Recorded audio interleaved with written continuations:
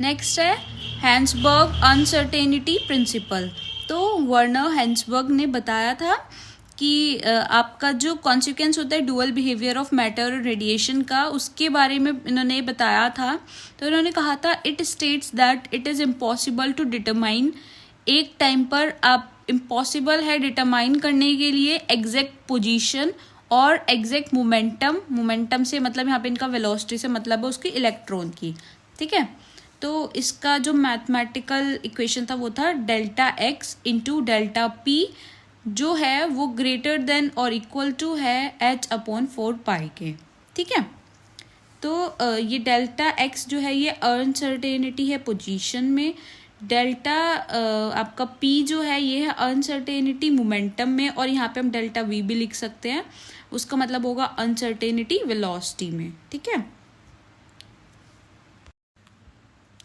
Significance of uncertainty principle, इसके क्या क्या इंपॉर्टेंट इम्प्लीकेशंस थी वो थी, इन्होंने इनका जो प्रिंसिपल था उसमें बताया था जैसे it rules out existence of definite path और trajectory of electron and other similar particles, ठीक है।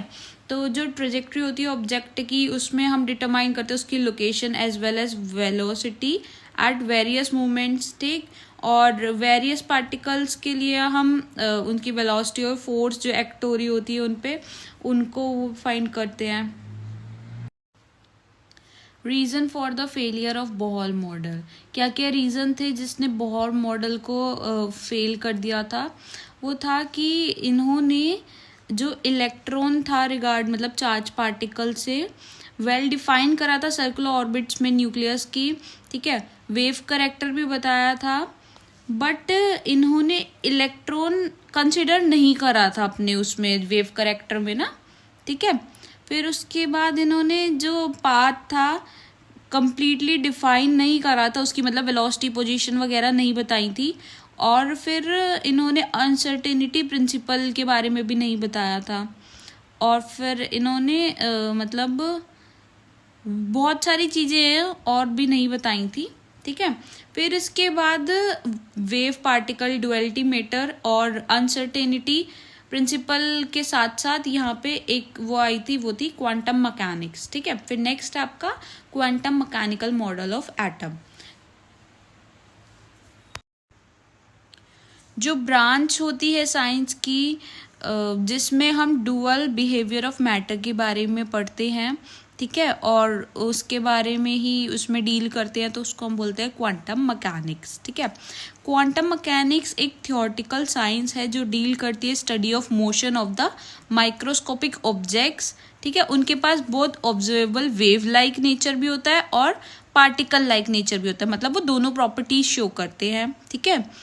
और फिर उसके बाद इसमें हम हैंसबर्ग और श्रोडिंगर के बारे में भी पढ़ते हैं, ठीक है।